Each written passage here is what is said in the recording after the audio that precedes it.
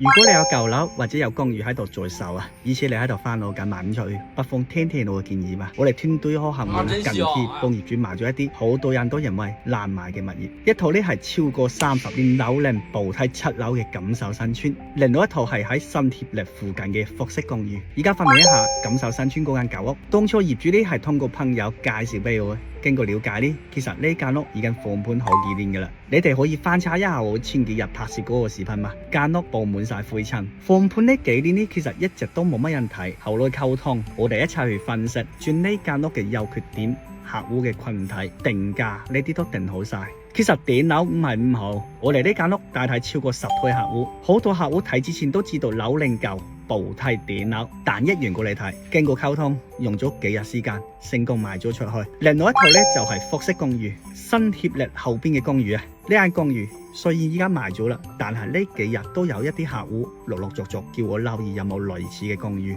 當時業主放盤俾我哋將呢間公寓嘅優缺點、地段進行一個分析，再定價。業主都接受咗我哋嘅意見，一拍即合，用咗4日時間成功出售。其實而家嘅市道的確冇以前好啊。